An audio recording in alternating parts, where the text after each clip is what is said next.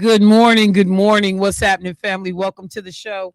It is Michelle Bryant here, WNOV, 860 AM, 106.5 FM. You are listening to Say Something Real. Let me say good morning to my folks on Facebook and YouTube. If they have checked in yet, you looking to see what's going on? I already know. I'm gonna let you see. Wait, hold on. Is the reigning champion back on top? Hold on. I can't even help so anxious to move up. Hold on. There you go. Oh no! Zebra. Nothing to it but to do it. Oh my God! Oh, you did not put that in the chat. Good morning, Zebra S3N. Good morning. Nothing to it but to do it. Why are they at you, man? They are at you. See, if we had never said nothing, right, you would have been maintaining your spot. They are at you. What's up, Al Walters? Good morning, fam. How you doing? Okay. Where you at? You know the one would be so messy. dope. What's up? Shell, if you did something like the first person to log on for a week straight win some type of prize. You don't just have some type of we can do that. We can do that. And create some type of something. Yeah, please. I mean, I'll do a $50 gas card. card. Yeah, you have to keep it straight. Yeah, like you have to have that straight. Okay, like so we can look. I'm all for it, and I'll put the card up myself. I'll do a gas card. There you go. Yeah, because gas about to be. Now that Donald Trump said he's gonna be charging 20% for all ships going through the Hormuz Strait. So I'll get a promo cut. That'll be dope. Yeah, we got and then look, it gotta be a week straight because since you can't miss. Okay. If you miss and start over. You gotta be okay. So okay. Oh, that's gonna be a battle, man. Okay, and so they get a gas card. And if you live out of state, we'll send you your card out of state because I know we got some out of state folks out here. We'll send you your card out of state. Man, always create work for me, man. Oh my God, I love you. No, look, it was so quiet while you weren't here yesterday. Well, guess what? Nope. I'm back. Oh, let me see. But somebody said it was great to see my childhood friend Jerry Johnson yesterday. Somebody else was talking to me. I think that was Clark, because I was talking about how Jerry Johnson be dressing from JP Morgan Chase. Yeah. And you said he dressed like that in high school or in school? Yeah. He was clean all the time. Yeah, he was that preppy guy. Look, understood. So let me just say good morning to the bros first. So how you doing, Clark? What's going on, bro? Who you with? Man. Doing good and great. I slept, you know what? I slept from the time I got out of here at 3 o'clock until 11 o'clock that night. Say what? I slept. Boy, you needed that. I did. I did. You needed all of that. That sounds more like slumber to me. Man, I was like, woo. And then I got up and went right back to bed. Hey, now I'm feeling good and great. I'm working on one of them days. I promise. I just you know what? But if I sleep too long, I wake up with a headache. And my back be hurting. It's the worst. Because I need to lose weight. I need to lose weight. I That is funny. I need to lose weight. I'm like, this is not comfortable. You just sleeping. Anything past 6 hours. It's not even working for me because I wake up, my back be hurting. I'm like, nah. I slept too long. Yeah, I'm telling you, I literally will say that. Man, I have a headache. I'll be like, man, I slept too long. My body don't even know what to do with 7-8 hours of sleep. Right. Like, are we dying? What's happening? What up, Rod Out? How you doing today? You weren't here yesterday, player. Yeah, Shell, I was out yesterday. You was yesterday. And, yesterday. And I really missed you guys. You know why? I missed you guys, yesterday. I felt like it was very, very hot outside yesterday. It's gonna be hot today too. You know what? Fire. These informative weather announcements. Keep some water with you. are just amazing. Yeah, but Shell, I missed you guys, but I'm glad to be back. And I heard something that Keith said. What did yesterday? Keith say? What did he say? They was talking about scratch ice cream. And Debo said, Oh, Debo said, special ed. Debo said, brought the scratch. So, homemade. so then Keith responds, he said it faintly, but I heard it. It must be the chair. He did. I heard that, Keith. Oh yeah, he did say that. It must be the chair. So, Keith, nobody caught that, but I No, heard we all heard it. We heard it. And I want to be clear. We knew that. But I personally was like, it's hiring decisions. There's a type. Everybody has a type when they do hiring.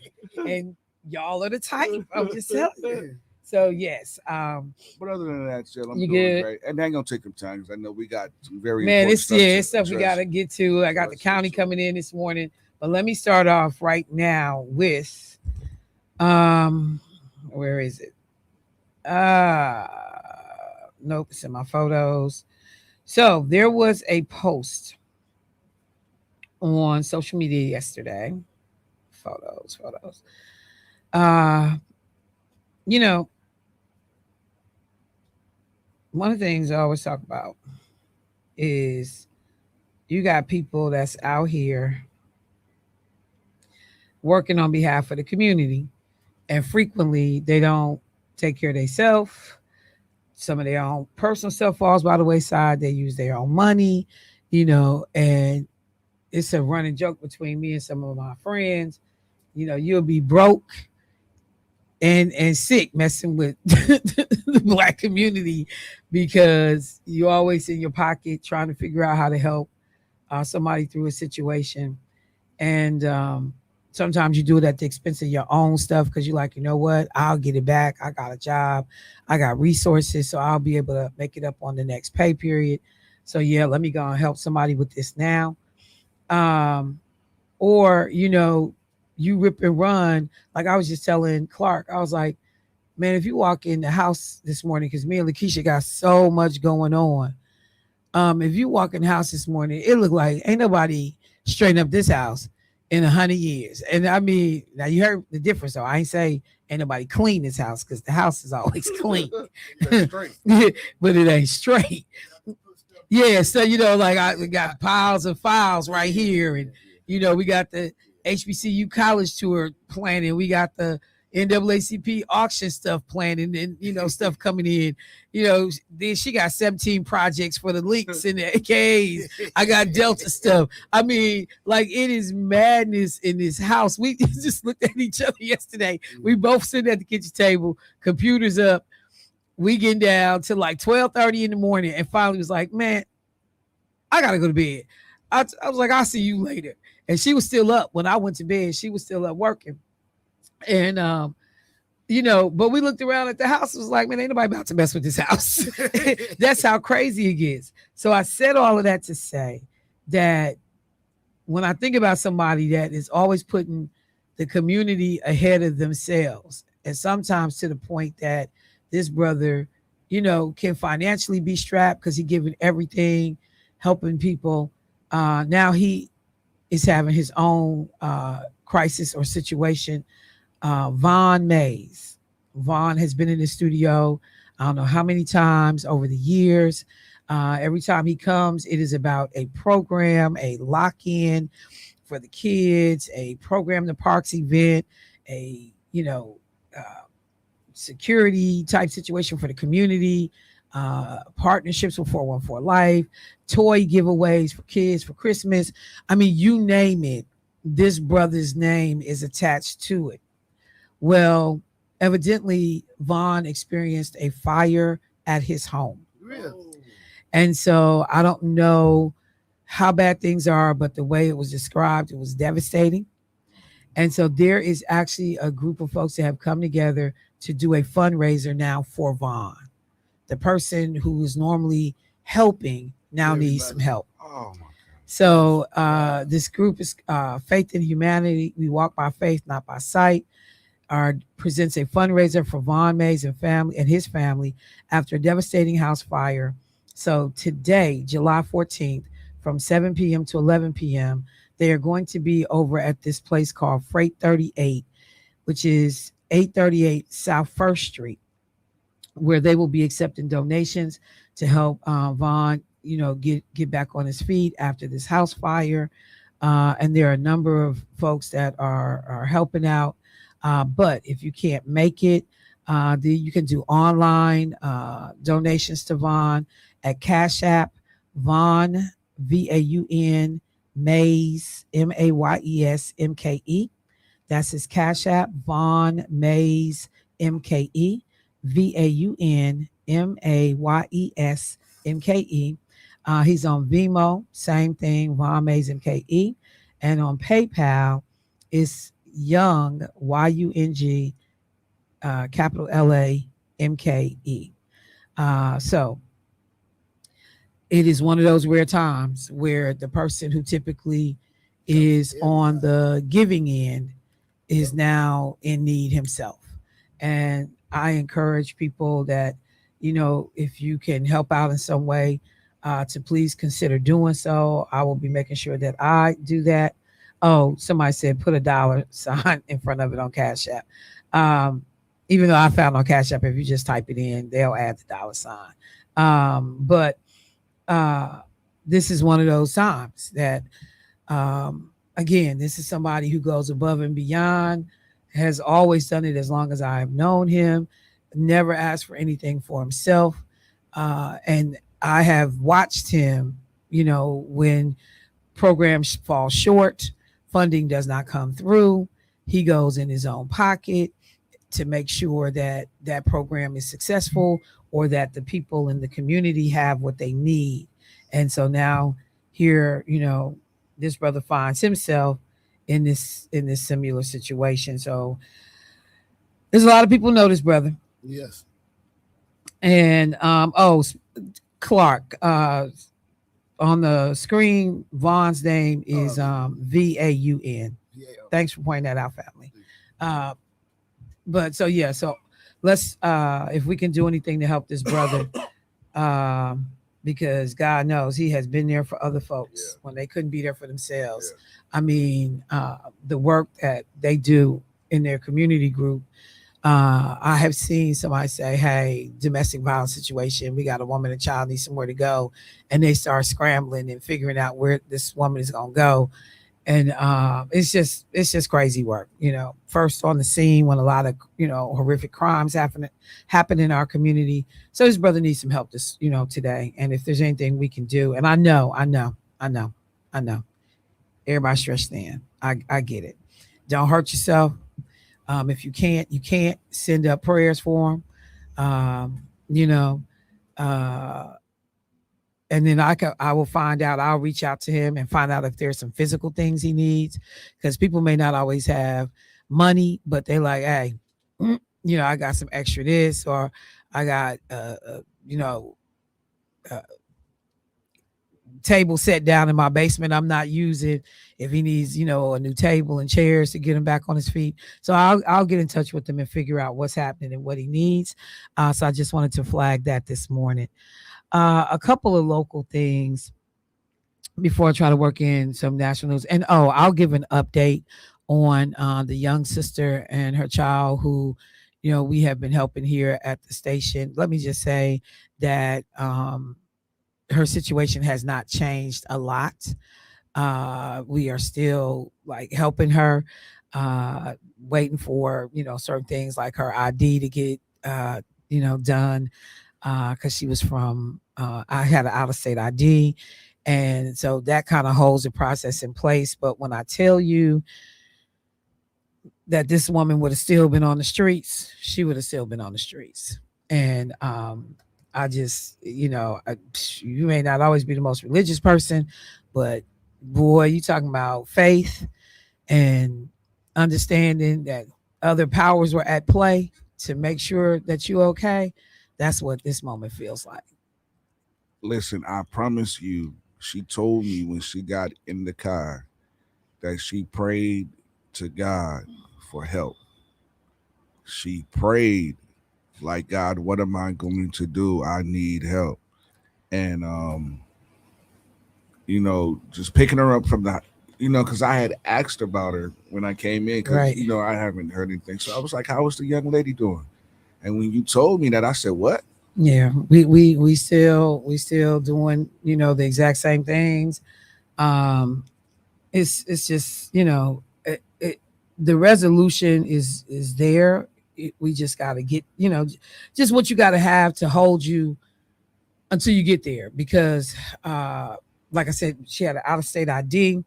And she went to the DMV to get the new ID, but you had to have the proof of residence, where you stay, a utility bill, something, and she didn't have any. She doesn't stay any place. So She had to imagine doing all of that with no phone, and you trying to figure out what to do. no phone, you don't no know money. what to do. Yeah, See what I'm saying? yeah. How you even pay for that? But so she had to go back and get her employer to redo her paycheck so she could show proof of residence. And the thing that's so crazy, like now, literally, her residence is my residence. Wow. As we are trying to, navigate this whole thing. So, yeah, when I That's say crazy. That's it's crazy, 'cause, yeah, because she had no residence. It's like you don't even have a shelter residence. You're homeless. You have no residence. So when people say I need proof of residence for your state ID, like, unless to say, but you're not even affiliated with the shelter for real, because there's no space, there's no room. So what do you put down on the ID when they say I need proof of residence? Man, when I tell you it's wild navigating these systems, it's people make it sound like, oh, this is available and that's there and Right, this, that, and that's that. Right. But when I tell you, it's not as easy as it sounds, and all you got to have is the least little, hiccup, and it can throw everything else into like high, just out. And then I'm gonna just be honest too. It seems like some people are quick to like want to be done with it. Yeah. And so oh, this didn't happen. And so now nobody's calling anymore. Nobody's trying to help anymore. Yeah. And it's like, man, stop playing. Yeah. So I'm very disgusted with the system right now. I am not gonna lie to you. I'm very disgusted. Now, I will say that I did get a call from one of our listeners who works at a facility, and they had openings, and she called and said, hey, you may want to tell her to come through. They didn't have work restrictions on what time she had to be back at the facility. But I told her, I said, this apartment thing is right here. Like we right there on the apartment. In fact, if I just got to go ahead and, help her get in it, I'm going to do that. And so there may be another sister who does not have anything that's like right there.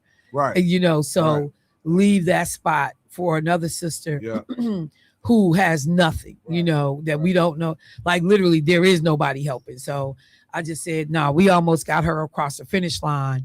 Get that spot to somebody who is in the beginning of this process. Yes, Jay. So I got a quick question. Yeah. So if she didn't have an address or anything like that, and because of her situation, right? And if she didn't run into us, whatever, what would then happen? Is there any type of emergency type of something that would have kicked in for her? Not that no? I have seen. JC, I just saw the Cash App come through for Vaughn. I'll forward it to him right now, or on the break. And thank you so much, brother.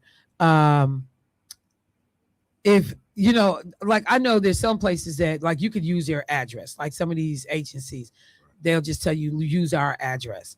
So at least you can get the ball rolling on the ID. But in terms of emergency services, like I said, imagine everybody tell you call 211 for help, and you call them and 211 say, hey, we can't do nothing for you. Call us back in 2 weeks.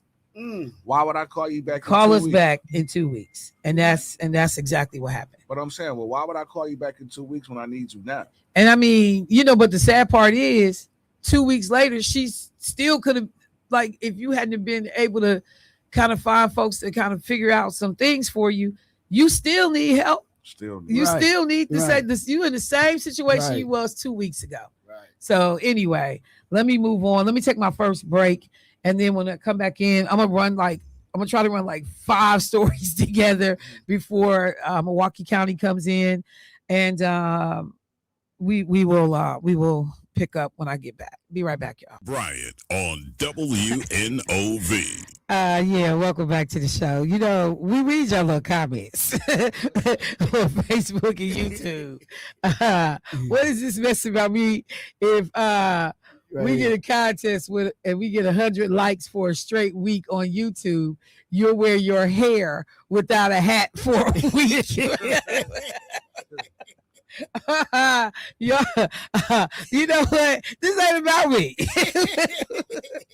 but okay. If we get 100 straight likes for a week, I'll wear my hair every day. I won't wear a hat for a whole week. I gotta see. You know? Look, me too. You gonna feel naked. Me too.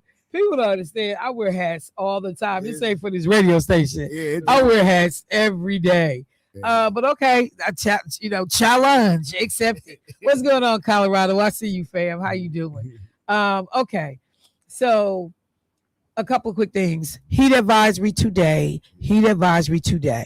Yesterday was hot, but because it was a little bit of a breeze, it was like a little bit of wind. It didn't seem like it was the end of the world hot.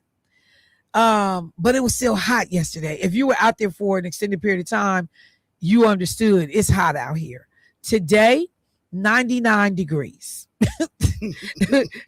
MPS has canceled their rec sites, their summer academy, because the weather is ridiculous. So today and tomorrow, MPS has put out something. It should have been on all the news outlets that they have canceled summer academy and the rec sites. They are going to keep the splash pads open, but just understand, don't send your babies out here today and tomorrow. In terms of other closures for the city, I would encourage you to just check with places. If you know there's some places that you go that traditionally can close down because of weather related issues, reach out to them before you go to make sure that those places are still open. I will be looking for the list. If I see them before we get off the air, I'll make sure that you are aware of them. All right, so let me take a second because I've been meaning to get to this. I haven't had an opportunity, but over the last couple of days, there was information that came out regarding one of the Wisconsin gubernatorial candidates, Sarah Rodriguez, that she had to fire her campaign manager, quote, over serious mismanagement. Okay. So the story, Lieutenant Governor Sarah Rodriguez terminated her campaign manager over incomplete finance reports just days before a primetime debate and the upcoming August primary election. And let me just see if there's anything in here really, let me see. Just hours from mismanagement, she fired her from mismanagement, leaving the campaign with hundreds of thousands of dollars less than believed. Did you hear what I just said? So Sarah Rodriguez, the Democratic candidate for governor and sitting lieutenant governor, vowed to stay in the race Monday afternoon, just hours after firing her longtime campaign manager for serious mismanagement and financial inaccuracies, leaving the campaign with hundreds of thousands of dollars less than believed. Quote, I am hurt, angry, and deeply disappointed by someone I trusted to run my campaign, Rodriguez said in the afternoon news conference at her headquarters in Madison. Rodriguez said she discovered last week her campaign manager was double counting some contributions, leaving the campaign with about $200,000 cash on hand headed into the final month of the primary. I trusted her to do the job that I hired her to do, that she had done for her entire career, and I regret putting my trust in that individual. Rodriguez said the campaign had forwarded the information to the Wisconsin Ethics Commission as the campaign continues its own internal investigation, blah, blah, blah. So this is the thing that is funny to me. Remember when the person working for the county messed up on the healthcare contract stuff? Remember that? I believe Sarah Rodriguez was one of the first people to question David Crawley's ability to manage because this happened on your watch. Wow. See how you ain't got to do nothing but wait? Yeah. That's all you got to do. Because she took that as an opportunity, as a shot to question David Crawley's management ability, because this failure with the healthcare contract and whatever, the perceived damage is going to be, blah, blah, blah. It happened on his watch. You see how easy it is for something to happen on your watch? Because at the end of the day, she's the campaign manager. It's your campaign. She's the campaign manager. It's your campaign. So if the buck stops with the name on the door for the county, how come the buck doesn't stop with the name on the door for the campaign? And then here is someone who's done this for years, according to your statement, has not ever had these problems, or I guess I never been caught having problems. And then now I trusted her, and I shouldn't have trusted her, and I'm going to forge on. Hey. Be a leader, fam. Don't sound sad and crying now. Be a leader. But look at how stuff works. Because when something happened on DC Watch that DC was not in control of directly, it was all kinds of layers of folks that had to report to DC before it made it to DC about what's going on with this healthcare contract. On a campaign, this ain't no big staff. What you got, like 12 people working for you? This is not no humongous team. But your campaign manager reports to one person, you. And you want to be a steward of the state's finances. You only got one direct report in terms of that campaign manager. And you didn't know what was going on? You ain't had no general idea about how much money was coming in? So when you say like she was, and I'm saying this as somebody who does campaign finance reports and have done them for years, learned how to do it because of working on Senator Taylor's campaigns and then Lakeisha Myers' campaigns. But I do finance reports.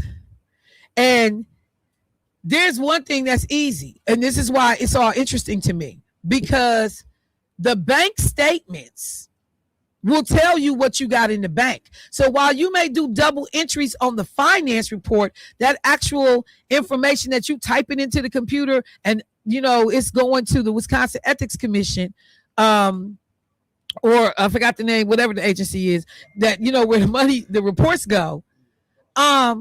Your bank statement still got the real number in it. You can't fake the bank statement. You can't double dip or double entry on the bank statement. So stop trying to, make me believe that nobody looked at the bank statement and said what's on the bank statement don't align with what's on the damn finance reports.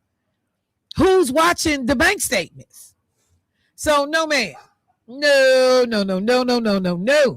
This don't work for me. This does not work for me. We not just getting ready to be like, oh my God, the campaign manager is a liar, and she was incompetent, and no. And we having regular meetings, and candidates are getting updates on how much money we got. The one thing most candidates keep up with is how much money do we have, because that speaks to their ability to stay in this race. That dictates being able to go up on TV, if you're going to be able to advertise, how long you're going to be able to pay your staff. All of those things are a direct result of understand. That's the most important thing you managing is that finance report. So the lady who wanted to get at David Crawley because the healthcare contract, lapsed or out, whatever it did back then.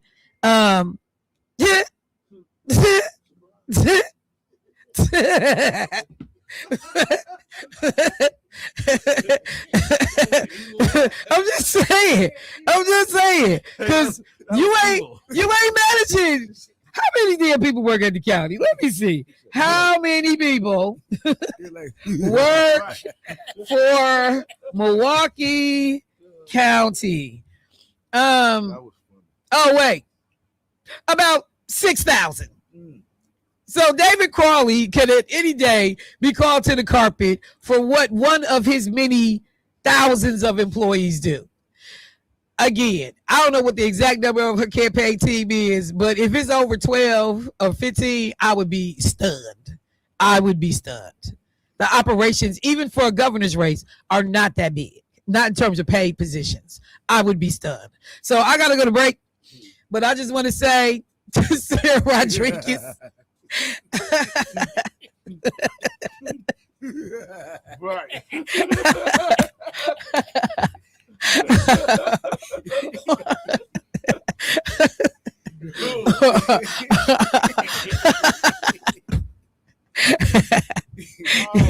You can miss me with it's the campaign manager. Miss me, baby. If you was monitoring your business, you wouldn't have been in this situation. I'll be right back. WNOV. All right, family, welcome back to the show. So before I switch gears in these last couple minutes before our guests arrive, I had to go back and pull what Sarah Rodriguez said about Milwaukee County Executive David Crawley.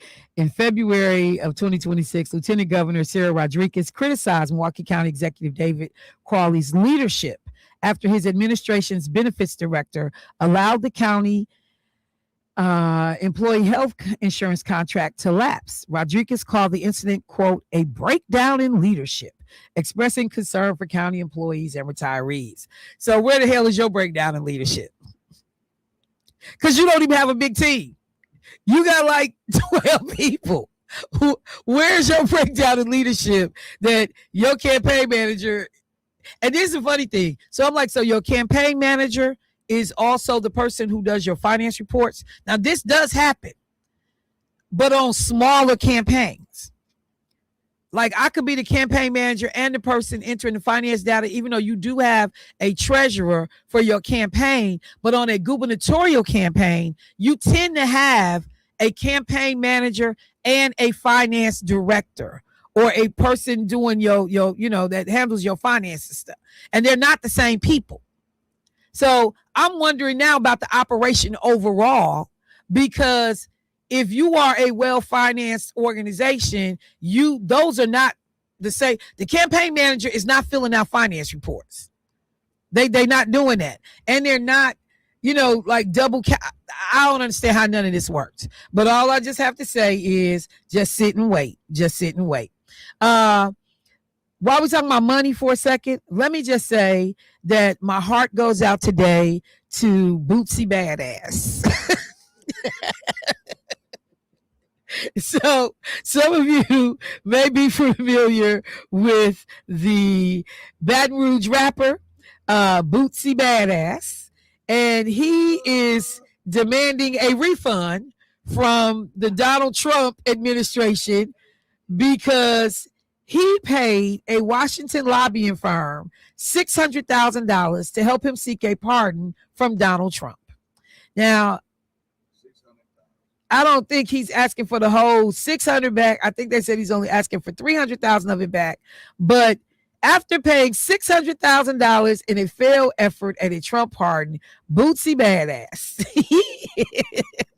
is now taking legal action to demand a refund from, I guess, the lobbying firm. And he has filed arbitration case against Jacob Wall and Jack Berkman and their firm, J.M. Berkman and Associates. So literally, these people out here charging somebody $600,000, telling them that we can help you get your pardon from Donald Trump.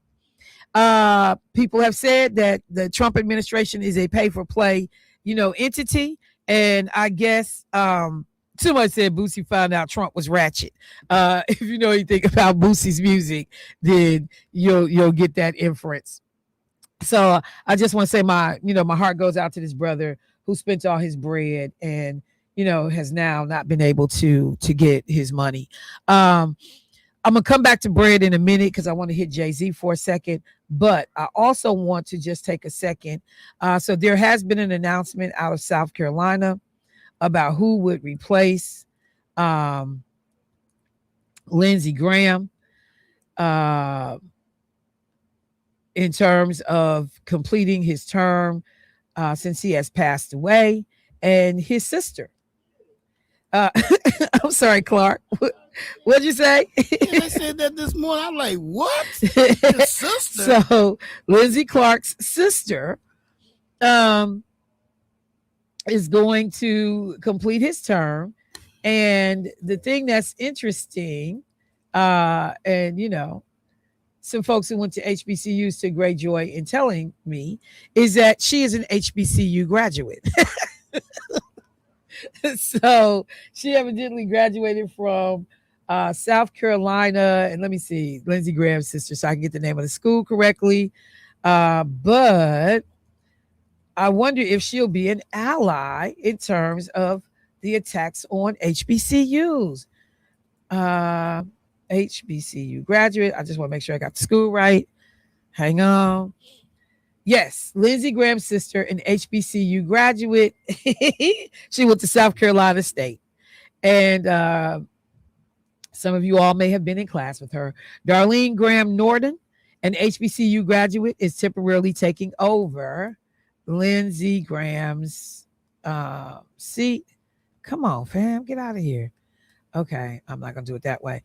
So I just thought that would be interesting. Now, does she have any experience that prepares her to, take his seat? Yeah, pretty much no. No. Now, she's been around. She's heard, all of the issues. But,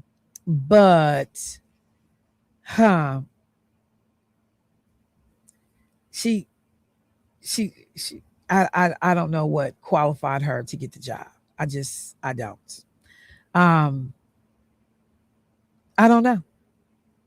They said that he was actually her legal guardian at one point, and he raised her while Graham was in his early 20s. Their life got turned upside down when their mother died of Hodgkin's lymphoma. And 15 months later, his sister, who was only 13, discovered their father after he suffered a heart attack in his sleep and died. So they lost their parents in a short amount of time. And Lindsey Graham he was just going to start law school. He ends up becoming his sister's legal guardian. But so they have, everybody talked about this incredible bond. She was a part of his campaign stuff. But in terms of what qualifies her to actually sit in that seat, yeah. Mm-hmm. And I know this is a moment when there are a lot of local elected officials. Now, a lot of people, I'm not going to give up my current gig for this brief, interim gig. But some people would, some people might. But it is interesting. There had to be a lot of people sitting there, and we see it done all the time, though. Somebody's spouse will get their seat. Their kids will get their seat. And, is this in the best interest of the public? It's not. It's not. It's a feel-good moment, but if you're saying we still have serious policy issues to discuss, Lindsey Graham was, on a lot of foreign policy efforts that are currently underway, deals that they were trying to strike that Republicans are saying, no, we got to strike it in honor of, get this deal done in honor of Lindsey Graham. And it's like, no, we don't get deals done in honor of. We get deals done because they're good deals to do, because it makes sense for the country. So this is one of those moments when I disagree strongly with the sentimental responses to who gets these seats. I need qualified people. The constituency deserves a qualified individual to be able to come in and represent them for the duration of this term. Let me take a break. I'll be right back.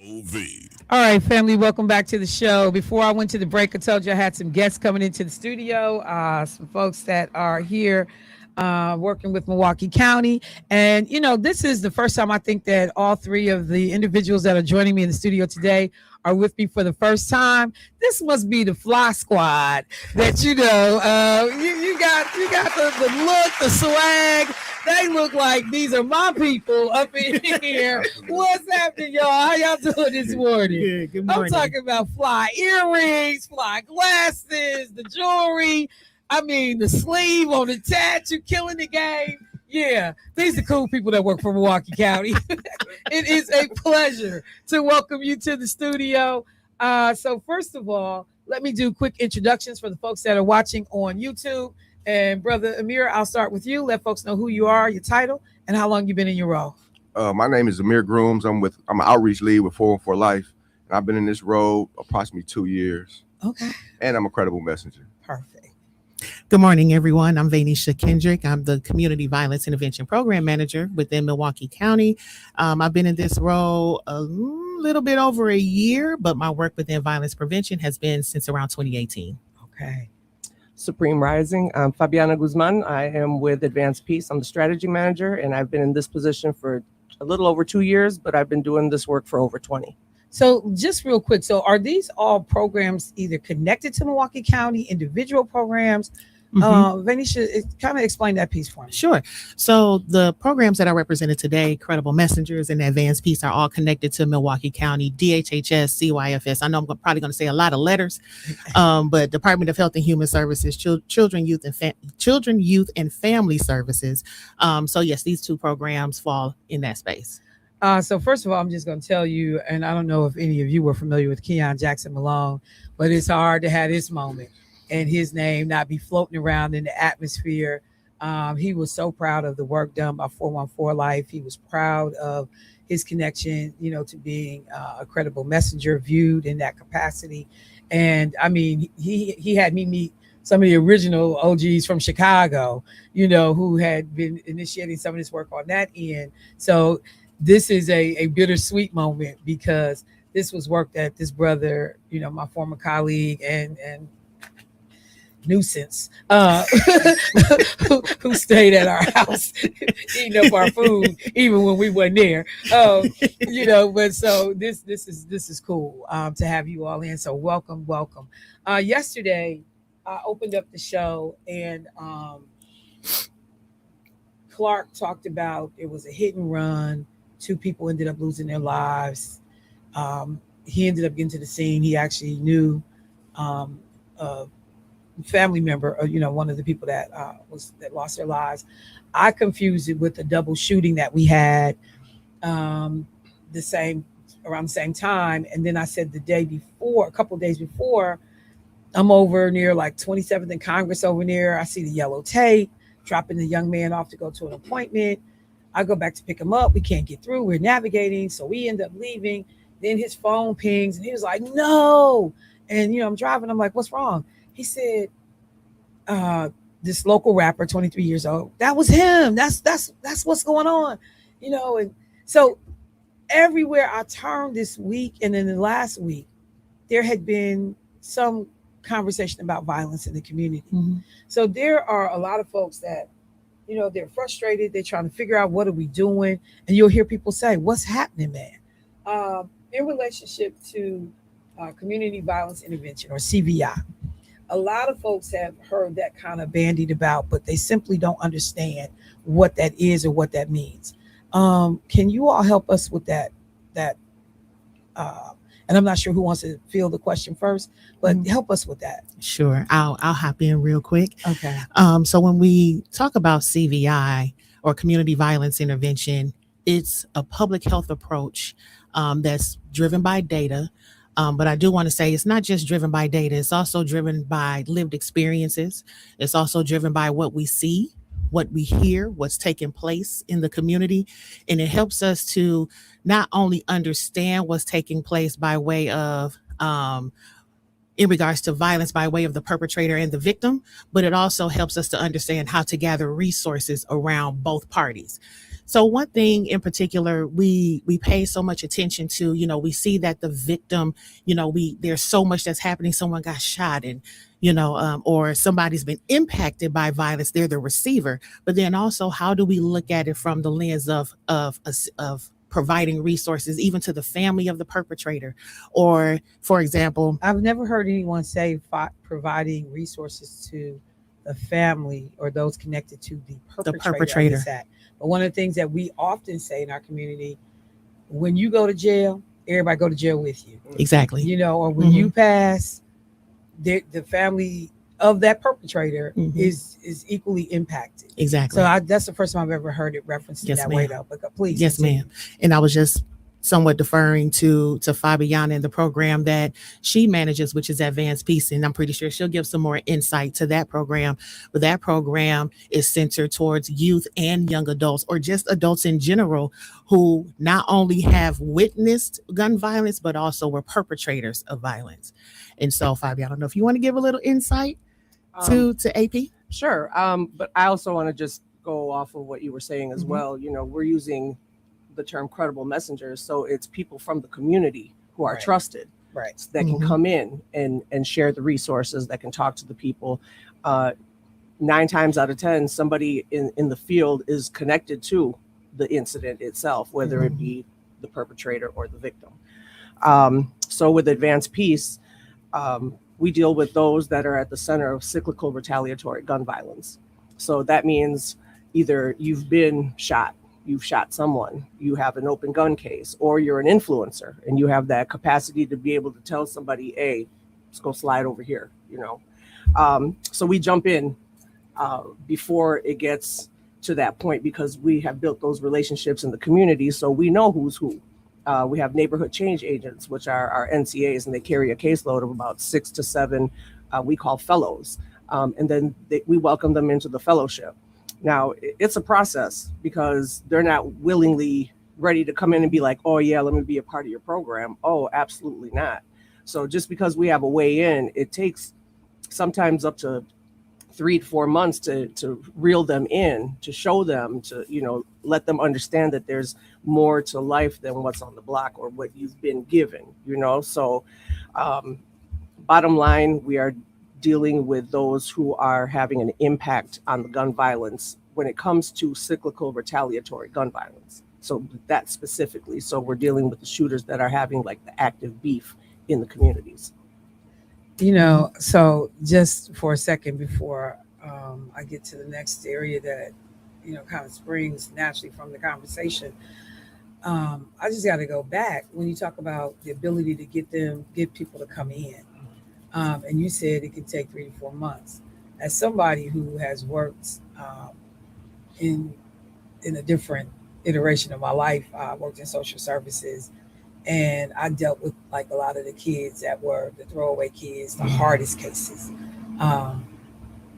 It could take a year to build that kind of trust, Absolutely. And so I think that when people start to hear this program is out here and this is happening, but also being willing to give people the time it takes to establish these relationships, to earn that trust, to be able to, you use the phrase reel them in, but to be able to get them to understand why be a part of this, man, that's some work.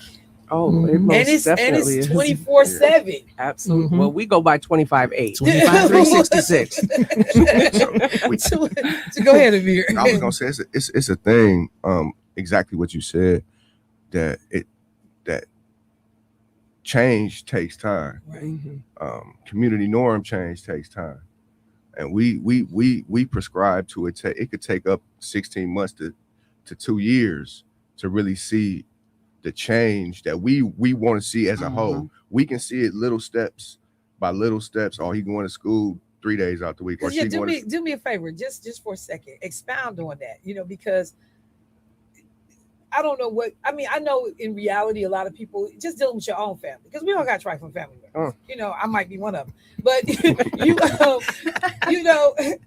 you smiled, Jermaine. For real, bro. I saw it. I caught you like, yeah, she is. But even in our own family members, when we're trying to get them to go to school, to be invested, to care about something, And it's these baby steps along the way. And we take these small wins, but other folks in the family like, your child still trifling or they still, and you like, you just don't know. I got them to clean their room this morning. So when we talk about violence prevention in these spaces, what could some of those baby steps or those steps, incremental steps look like to get me upwards 16 months to 2 years sometimes? Well, I can give you like an example. It's some young brothers I work with, age 16, 15, 17, in the teenage, young adult ages. And when I first started working with them, they used to wear their ski masks consistently. Like you couldn't tell them to take these masks off. They wouldn't take them. I got ops everywhere. And what did they mean by I got ops? Beefing with people, into it with people, probably have fights with people. So and let me just say this too, because I don't think, I know I've never done this on my show, but we've talked about the ski mask phenomenon. And people talked about these, kids shouldn't be able to wear these masks. They out here doing dirt. They can hide behind the dirt. I've never heard that they also could be wearing them as a form of self-defense. Absolutely. I can expound on it. We got it's so much wrapped around the ski mask phenomenon, like you said, but these young brothers used to wear these masks consistently. And no matter what the weather was. It didn't matter. It can like this outside and they have a mask on. But the little step for me was seeing them taking them off and not wearing them no more. It sounds small, like you shouldn't wear it anyway. It's 80, 90 degrees. Right. But that step from building with them, they took their ski masks off. So for me, that's a win, because you always going around with this mask on and now you taking it off. Now you can expose your face. Now you feel comfortable sharing what you look like. So that for me, that's a win. They still can be out here on some mess. They still can be out here doing what they're doing. But at the same time, you took that mask off, which was your defense. And you felt comfortable enough to expose yourself and your feelings. Because some of them don't wear the mask to be on BS. Some of them don't have a haircut. I done heard that. I ain't got my hair cut. That's why I got my ski on. Like, bro, let me cut your hair, man. Let me get you together. If that's what you're doing it for. So it was a situation before. It was a guy walking down the street. He had a ski mask on. And we out here canvassing. We passing out resources. We passing out pub ed in the community. And it's getting late. And I'm looking like, damn, I don't want to give him no pub ed. He got his, I don't know what he on. And I said, you know what? Let me get his brother some pub ed because I don't know what he got going on. Okay. So I gave him some information. Talked to him for a minute. I asked him, like, man, you know, I wasn't even finna come up on you at first. He was like, no, I ain't got my hair cut, big bro. I just want to, I'm just moving around through the community. That's all. I'm like, oh, okay. But we get that perception that all these masks, all this stuff. And I mean, because just think how all that goes wrong, because I'm assuming, and this is, I tell people intent versus impact, but your intent is just to, hey, just keep this head covered because my hair ain't comb. But the impact, because we've heard all of this, stuff associated with people committing crimes, doing dirt with these masks on, or they may be about to. I read you completely different and will handle you differently, respond differently. And this could go sideways real quick. So if nothing else happens out of this conversation this morning, just for our listeners to be able to hear that other piece, that this is not always about doing dirt when you see these kids or these young people in these masks. This isn't always about, trying to harm somebody or intimidate somebody.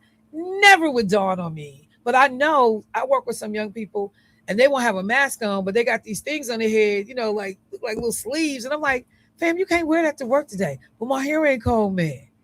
Bruh, you should have handled that. You can't walk around. So okay. Enough on that. But I'm glad because we can sound like some old crunchy people up in here. The callers, you go, yeah, they got the mask on out there, up to no good. He one of them right there. Since we screaming on people, I'm gonna scream on him. He one of them right there. Okay, so the county exec, has talked about this initiative you guys have. I want to make sure I get the name right, Destined for Greater, because it was such a abstract thing for me. You come up with your own images of what that, conjure up what that could mean. But let me just get it from the folks that's doing the work. What is this initiative, Destined for Greater? So Destined for Greater. And if you smile any harder on that, this going to be really good. Girl, this about to be good right here. I'm talking about big Michelle, smile. this work, I love it. I love it. And I'm trying to bring myself down. Because I'm listening to Amir And real quick, I got to give the shout out to both Amir and to Fabi and the agencies we work with and work alongside in the community, because being those trusted, credible messengers is hard. That is hard work. And then also at the same time, the lived experiences that they've had to endure, you know, whether is going through something to where they themselves have been incarcerated, but have been released from that space and using their experience to help others. I just think, excuse my language, I know I'm supposed to be professional. I just think that's dope. It's mad dope is a professional word. What you talking about? Right. We do that. I gotta give them a shout out, because sometimes they don't get sleep while we're in the bed resting. Exactly. You know, they're out here responding to things and being visible in the community, just to make sure that families and youth and the community in general, like, hey, we're here before law enforcement has to get involved. Right. And so going into Destined for Greater, Destined for Greater is an initiative that is being done within DHHS, and it houses everything that we're doing under CVI. So that houses credible messengers, that houses advanced peace. It also houses the work that's being done with our state OVP grantees. So some of those grantees include Milwaukee Turners, An OVP, Office of Violence Prevention. the state, yep, State, the state OVP, yes, Okay. ma'am. So these agencies have been granted dollars to do work around what they're doing in regards to violence prevention. It also houses our crisis housing initiative that we have. So shout out to community intervention specialist Hannah Echols, who works alongside families that are dealing or have dealt with some type of retaliatory violence. So the work that she does, she's working with a number of landlords within the community to say, hey, we need a family that needs to be relocated because this is what's happened. And so the house may have gotten shot up. That house may have been targeted. She's working alongside those landlords to say, hey, we need to relocate them to another home or to another place. And so, we're grateful to have funds to continue to do that work, to get those families out of that space so they can feel safe. So we're destined for greater. I know it sounds corny, but we're destined for greater. You know what? And I got to take a break, but I'm going to tell you, I've been talking publicly on air about helping a young sister experiencing homelessness right now. And one of the things, though, is when you hear all the competing situations for housing, so it's, it makes total sense once you said it and I think about it, but that we're talking about all this violence and you keep mentioning that term retaliatory. And so that house did get shot up. Nobody feels safe staying there, but the ability to be able to break my lease, to get out of that place, money to move somewhere different. So in my frustration of dealing with the housing stuff that I'm dealing with, to keep in mind all of these competing situations, for lack of a better term, that are also competing for housing and also are going through, crisis and trying to find money. And okay, yeah, that was a lot. I need to take a quick break. When we come back, we will talk more about the program, what's going on for the summer, hear a little bit more from the folks about, what we can do to make things better and safer in our community. So Michelle Bryant, y'all, WNOV, 860 AM, 106.5 FM. We'll be right back.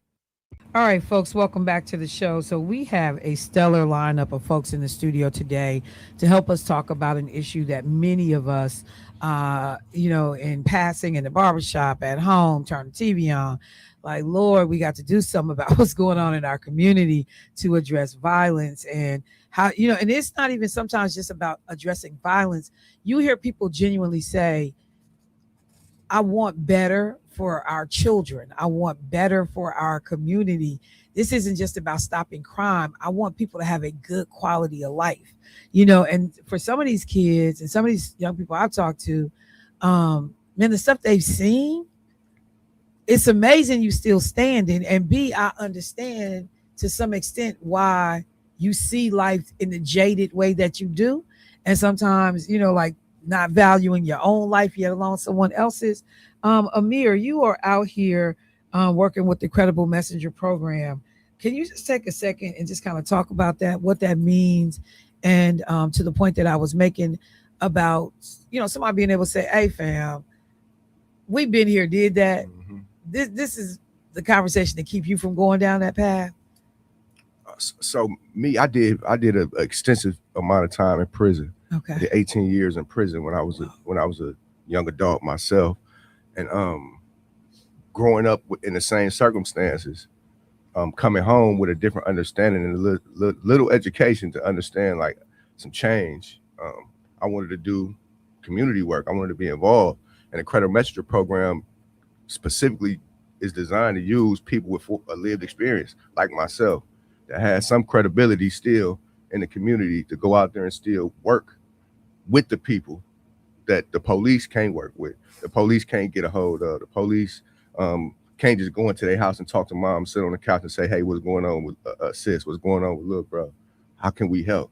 So the Credit Messenger program uses people like that to get in and see how we can be of assistance. Because like I say, we went through the same, a lot of us, all of us actually have lived experience in some form or fashion being affected by the criminal justice system. So, and we get training. We don't just go in and say, hey, because you credible don't mean you suitable. We got that saying. You can be credible, but sometimes you can't be suitable. You might have your own things going on where I swear to God, I'm still in that. Yeah. Because I mean, and that could apply in any facet. Yeah. Oh my God. That's a t-shirt. Put it on a t-shirt. Okay. So you won today with that one.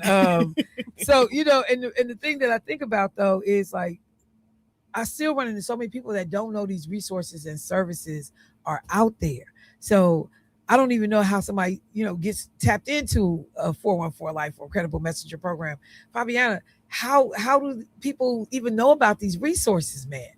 I got to get on the radar first. I mean, like, is there some intervention? Yep. Well, so the way we work is that our NCAs are tapped into the community. So they know all the CVI workers. I give them that credit, know what's going on, because of the work that we've already been doing. So whether it's a prior experience, I worked 16 years at Bradley Tech, supervising Milwaukee Violence Free Zone there. So that for me was my way in. So I could go anywhere and run into any of the youth that I worked with. And I was like, okay, so I saw what you was doing in high school and you've carried that on into the community, right? So a lot of these referrals, like it's parents that know the NCAs, that know people that are in the work, or like I said, have responded to a previous situation where we've seen them once or twice. And so we'll make that approach, having that conversation. And like we were talking about, trying to reel them in, not always very successful, but it's the persistence, and that's what gets them, right? Because a lot of our youth are used to having somebody come in and or making promises. I want to say that part is making promises that they can't keep. So like, they're like, oh, here comes another program. But, oh, we're going to do this. And they don't do that. Or I don't see, or they don't make good on what they say. So a lot of that comes in from the groundwork that they do because they're in the community. So they know who's who. But then also we have a lot of adults who, like you say, like they want to see better for our community. So they'll reach out, but our program definitely, we need to get bigger. Girl, even on top of the canvassing efforts we do when we go out passing out resource information, it got our logos on there. Yep, they see the logos. People. We're so visible all the time, so people are going to question like, well, what is that? So I don't want to trail on and jump ahead, but to talk about the whole last week that we did for the people. Yeah, no, I know what I said. So I'm gonna do this. I'm gonna take a quick break. Okay. And when we come back, let's actually talk about sure. Because I saw there was something like Peace Week. Yes, ma'am. I'm like, okay, I wasn't familiar with it. So let's get that. And also some of the programs, things that have been done, what you got coming up, so folks understand, how to get tapped in. Absolutely. Perfect. All right, family, let me take a quick break. We'll be right back. WNOV. All right, y'all, welcome back. So we're going to be rushing through the last part of this interview because I had to spend time arguing with folks, about their brand on their arm. We got a Zaynab in the building. branded up and it's keloid, and so it's all pretty, and I'm like, man, I got a brand and mine faded away. And found out it's a homegirl that she went to none other than Alabama State University. The yes. So okay, let me go back to where we were before we went to the break about the programs, helping people understand what's out there. I mentioned Peace Week. So what was the nigga that she called you? Did she say Fabi? Fabi, yeah. Oh, I like that. Thank you. Okay. So talk a little bit about like what's been done programming wise and what else is out there. So for Advanced Peace, we just completed a full week, 6 days in a row of peace on every block. And that started last week Tuesday with a faith and peace panel where we invited I saw that advertised. That was a great turnout. Was it? The conversation was great. We're trying to close the generational gaps here, right? Bring everybody to the table. Church, some people be having their feelings about what the church's role in how they can help, so being able to bring them to the table. Then on Wednesday, we did the pop-up for peace where we went into 4 different neighborhoods. We did canvassing. We had about 200 young people with us. We took to the streets. We were spray painting on the corners. Our campaign is we want to see you win against gun violence. Okay. So that we were pushing that. Thursday, we did one of the best job fairs I've ever been to at Washington High School. We had close to 200 people turn out. That was great. Friday night, we had to get a little competitive. We did a little CVI basketball game. 414 Life came out. They were a team, critical response team, CRT team came out, and then we it was at Bradley Tech. So Bradley Tech just get to the important part. Who won? We did. Critical response team won in their bracket, and then we won in our bracket. We're gonna Amir looks sad over here. We don't want to talk about the score. I believe it was 97-40. No. That's all right. Disclaimer. Nah. Pro players. Disclaimer. They had some, I was gonna say we had a Monstar team. they had all the Globetrotters out there. So. The Globetrotters. That's all right. Y'all got a whole year to build up. Right. Work on that breath work. Saturday was citywide. We activated the city by doing the clean up your block. Okay. Piece, I saw it. I saw them kids out there. Yes. Yeah, that's what that was, man. Because y'all would have tried to put me to work. Girl, no, I just wait. Well, I'm past that.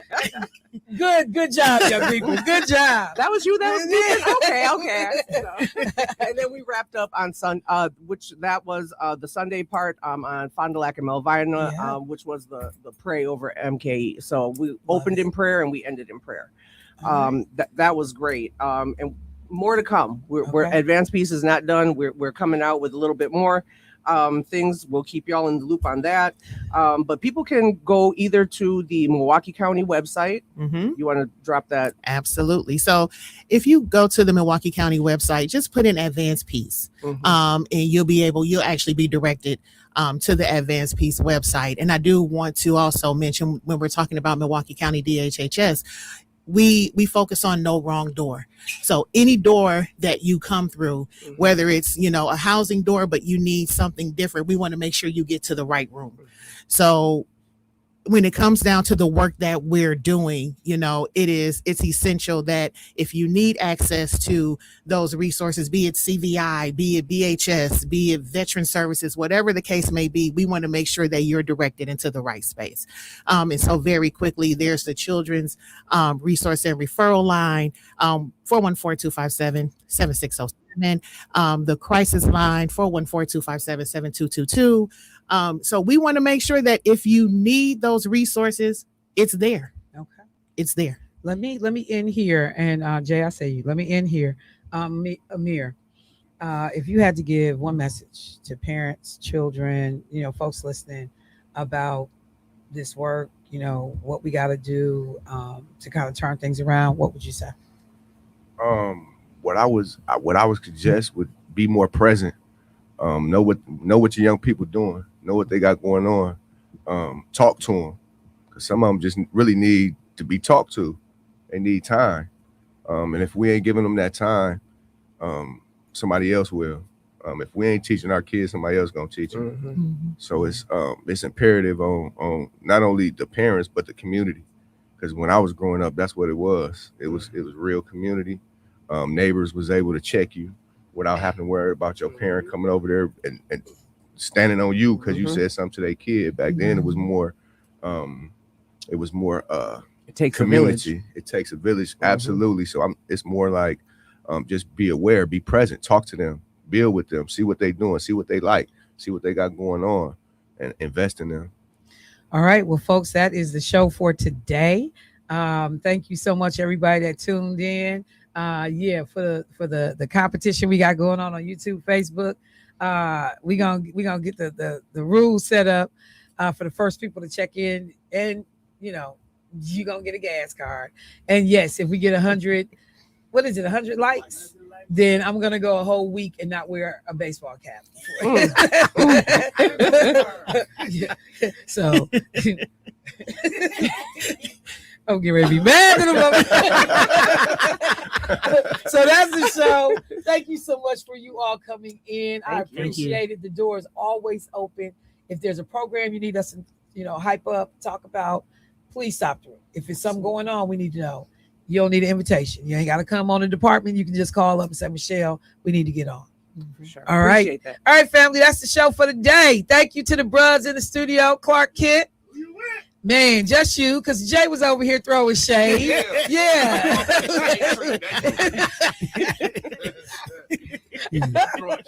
You know what? I'll talk to y'all later. Peace. You can